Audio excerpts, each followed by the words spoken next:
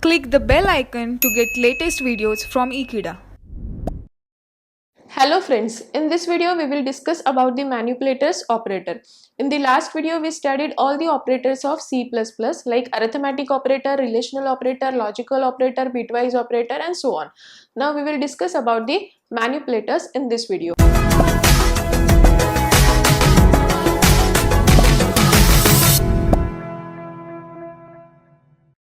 Manipulators. They are basically used to format the data display. So two most commonly used manipulators are endl and setw. So first we will focus on to these two manipulators because now we have to learn how to write a basic programs in C++. So to write a basic programs in C++, first we will discuss about the basic manipulators, and they are endl and setw. So number one is endl.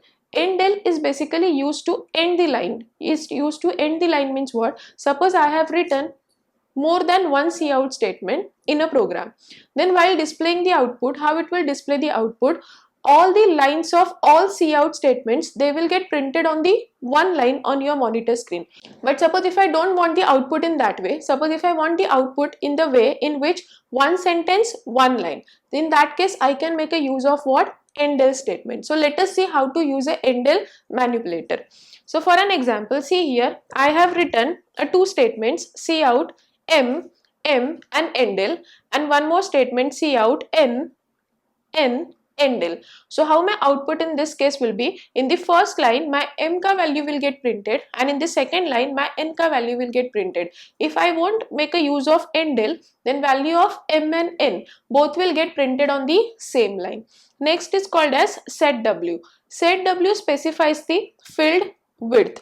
So here my filled width is 5 for printing the value of sum. So these are two manipulators which are very commonly used in a C++ program. Number one is endl and number two is setw. Next is standard input output streams in C++. So there are two standard input output streams in C++ which we use. Number one is called as cin and number two is called as cout. Now cin is basically used when we accept the input from the user. So whenever we need to take an input from the user, we take that input with the help of cin function. Cin is always used along with the extraction operator. In the last session we studied all the operators of C++. In those operators we studied extraction operator and insertion operator, and we have already studied that extraction operator is always used along with the cin. So this is how it is used with the cin. Cin is basically used to accept the input from the user, and to accept the input from the user we use extraction operator along with the cin. So for an example, if I write cin extraction operator a, then it will input the value of a from the user. So what is the use of cin function is, cin is used to read a number or a character or a string of character from a standard input device, normally a keyboard, because whenever user enters the input, basically user enters the input from the keyboard. So we need to extract the value which is entered by user from the keyboard. So that's why we use cin statement along with the extraction operator. Next is cout. Cout is used to display an object on a standard device, normally the video screen. So you can say cout is basically used for printing the value onto the monitor. Cout is always used along with the insertion operator. Cout is always used along with the insertion operator. So for an example, when I write cout insertion operator in the double quotes Ekeeda, this Ekeeda will get printed on the screen of the computer. So these are the use of cin and cout function. These two streams are very important while writing a program, because we are going to use these two streams while writing every almost C++ program. So cin is used to take the input from the user and cout is used to display the output on the screen. Now we will study a basic structure of C++ program. So your C++ program always starts with two header files, and they are called as #include iostream.h header file and #include conio.h header file. Now iostream.h header file stands for input output stream header file, whereas conio.h stands for console input output header file. Now these two header files are always included at the beginning of your program. So let us see how to write a simple program in C++ language. So very first I need to start with the two header files, and those header files are include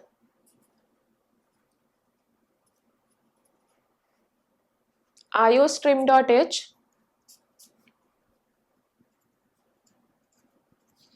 hash include conio.h. Now iostream.h, as I said, refers input output stream. So all your functions which are related to input and output, they are inside your iostream.h header file, whereas conio.h stands for console input output header file. So all your functions which are related to a screen, so for an example CLR, SCR, gate, ch, all those functions are there and there are in the header file called as conio.h. After two header files, then we start with our main function. So we write void main open close bracket. Now main function is a function which starts the execution of the program, or you can say main function is the entry point of compiler to start execution of the program. So from the main function your compiler will enter inside the program's body, or you can say a compiler will enter inside the code of the program. So I started writing from a void main function starts what execution of the program. After main function we give open curly bracket. Now whatever your code will be there, that code will get enclosed inside this open curly bracket and close curly bracket, because at the end of the program we need to close curly bracket. So your main function, the body of the main function should always get enclosed inside what? Open curly bracket and close curly bracket. After that then we start writing a program. Now suppose if I am writing a simple program to display my name onto the screen of computer, so in that case I have to make a use of only one function, and that function will be what? Cout. So I will write here cout. We use insertion operator along with the cout. Then Ekeeda double quotes, one more insertion operator, endl. So here I have made a use of endl statement, so that after this statement, after this cout, if you write one more cout, then that cout ka output will get printed on the second line. It won't get printed on the same line. After that get ch close bracket. So here get ch function is basically used to get your output on the screen, and the get ch function is included inside which header file? Conio.h header file. So this is, you can say, a normal structure or normal syntax of what? Basic C++ program. So let us summarize the things. We start our C++ program with two header files, and those header files are iostream.h and conio.h. Then we start the execution of the program with the help of main function. So you can say main function starts execution of the program. After main function there is open curly brace and close curly bracket. In between open and close curly bracket you enclosed your code. So here I have used only two functions. One is cout. Cout is basically used to display the output on the screen, and get ch is to get the output on the screen. So if I'll run this program, I will get Ekeeda printed on my screen. So output of this program is going to be a Ekeeda. So this is how we write a simple program in C++ language. Now we'll see one more program. In that program we'll see how to declare a variable, how to deal with the variable, how to take a value from the user, and how to display output. So let us start writing a program. Program to perform addition of two numbers. So as I said, we have to start with two header files, and they are what? Hash include iostream.h and hash include conio.h. So let us start with the header files. Hash include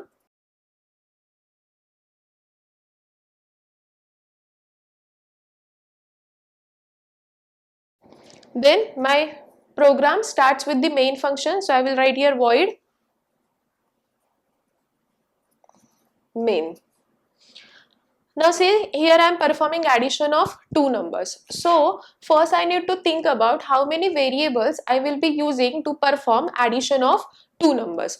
Now see, suppose if I am dealing with the two values and those values are 10 and 20. So we have already discussed a topic called as variable. Why we use variable? Variables are basically used to store the values. So here what I am doing, I am performing addition of two numbers. So I need how many variables? I need three variables, because two variables to store the values and one variable to store the output. So altogether I need how many variables? Three variables. So before writing a program, first we need to think about how many variables I'll be using in the program.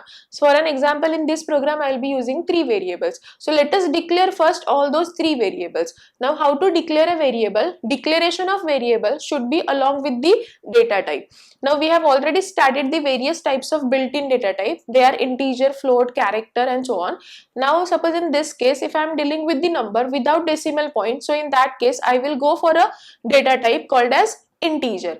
So let us declare three variables with the help of data type integer, and they are int a, b, c.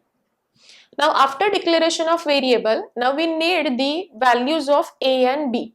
Values of a and b means what? We need to take a input from the user. We will ask user to enter the two values. We will give a choice to the user to enter the value of his choice. So how to do that? In that case, I have to use cin function. Why cin function? Because cin function is basically used to take the input from the user. So in this case, I need an input, and those inputs are what? A and B. So let us see how to take an input from the user. So I will write cout enter the values of A and B. Now we need to take an input from the user. So I will use which function? Yes, cin function. So I will write here cin. Now cin is used along with the extraction operator. Now here I will be inputting the values of two variables A and B. So in that case I need to use two extraction operators. So one is to extract the value of A and other is to extract the value of B. Next is my formula. What my formula will be? C is equal to A plus B. Now here I got my formula. I mean the value of A plus B will get stored inside the variable C. Now the answer we need to print, that answer we print with the help of again cout. So it will be cout insertion operator. The sum is equal to C and then get ch bracket close. Now see here I have written cout, this sum is equal to, and one more insertion operator and C. Now why it's so? Because whatever we write inside the double quotes, that get displayed as it is. So when I will run this program, I will get the output on the screen like this sum is equal to, and where my sum I have stored my sum inside the variable C. Okay, so I don't want to print the C. I basically need to print the value which is there inside the C. So that's why C I cannot write inside the double quotes. If I will write C inside the double quotes, then that C will get printed as it is. So that's why what I did, I wrote cout and then this statement to be printed. Which statement I am printing? This sum is equal to, so that obviously will come inside the double quotes, and then one more insertion operator, and after insertion operator what you are inserting the value of C. So that C will come without double quotes. So it means you are not printing C, you are printing the value which is there inside C. At the end of the everything you will write what? Get ch and then close the bracket. So this is how we write a basic programs in C++. So again let us have a look onto this program. I started with two header files, and those header files are iostream.h and conio.h. Then my main function basically starts the execution of the program. After main function, what I did, I declared variable. So this line you can call it as what? Declaration of variables. So how many variables I declared here? I declared 3 variables. Those variables are A, B, C. All those 3 variables are along with which data type? Integer. So integer data type means what? It will allow you to enter only a numbers without decimal point. Then next is cout. In this cout, you are giving a message to the user that enter the values of A and B. Now see, this statement to be printed, that always gets enclosed inside the double quotes, or in the other way you can say whatever you write inside the double quotes, that gets printed as it is. Then I have used one manipulator, that is endl. Why endl? Because I need enter the values of A and B, and this sum is equal to both the statements on the two separate lines. So that's why I have written here endl. If I won't write here endl, then what will happen? Enter the values of A and B, and this sum is equal to both the statement will get printed on the same line. So that's why this endl. Then next is cin. Cin function is used to take the input from the user, and when we take the input, we use which operator? Extraction operator. So here I am taking the input A and B. Then next comes my formula, C is equal to A plus B. Now A plus B ka value will get stored inside the variable C, and at the end you are printing the value of sum. So this is how I write a program to perform addition of two numbers. Now let us see a one more program. In this program, I will be calculating the area of circle. So let us see how to write a program to calculate the area of circle. So to calculate the area of circle,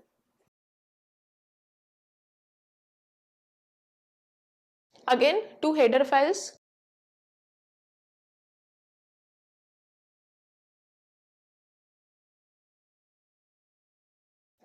After this, my main function.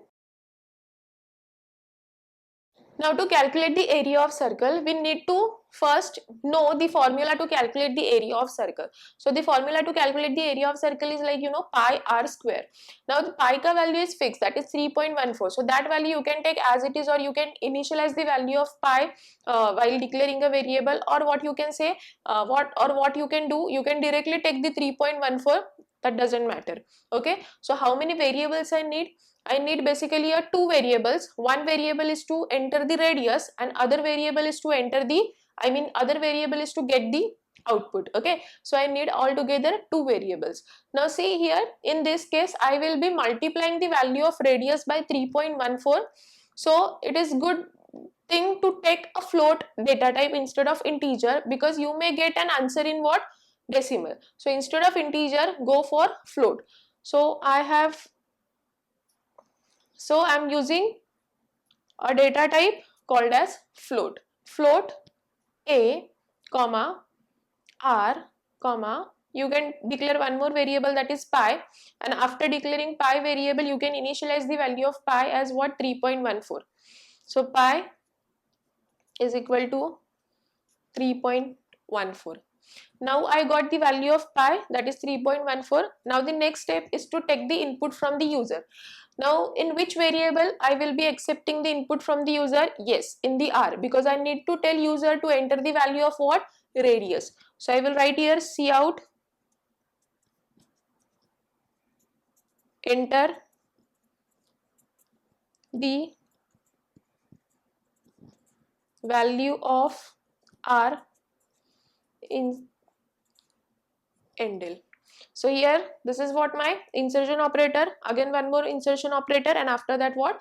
Manipulator. Now next is, I need to input the value, I need to accept the value from the user. To accept the value from the user, we use what? Cin. Now the value which I am inputting, that is in the variable r, so cin r. After this, my formula will come, a is equal to pi into r square, so you can write r into r. Okay, now pi ka value is 3.14, which I have already initialized, so it will be 3.14 into, now the value of r you will take from the user. So suppose if I enter the value of r as 5, so it is going to be a 3.14 into 5 into 5. And now let us display the value of a. So it will be cout, the area is equal to a, and then get ch. So this is how we write a program to calculate the area of circle. Now in this thing, one more thing I wish to discuss with you, that is the void. Now why we use a void here? Because see, at the end of the program we need to return the value to the main function, but void is your return type. So if you are using a void, then in that case you don't have to return the value to the main function, it will automatically get returned to the main function. So in case if you are not using void here, in that case you have to return the value to the main function. So that's why instead of returning the value to the main function, I have made a use of what? Void keyword here. Now one more thing, if one more function which we use in the program, and that is called as CLR SCR. So CLR SCR is basically used to clear the screen. Now what will happen here? We wrote two programs. The first program was addition of two numbers, and the next program is what? Area of circle. So first what I will do, I will write a program to perform addition of two numbers. I will run the program, I will get an output of the program. After that, again suppose if you are doing the second program and again you are running and compiling the program, again you will get the output of what? Second program. But in that case what will happen, the output of previous program will get also displayed on your screen. But you don't want that thing. What you want is, you want the output of one program to be displayed at a time. Okay, so if you don't want to display output of previous program also, then in that case you can use a function called as CLR SCR.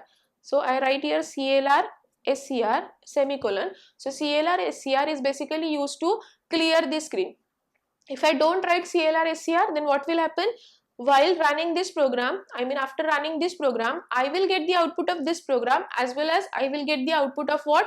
Addition of two numbers. Okay, but if you are using CLR SCR, then at a time you will be able to see only the output of the current program.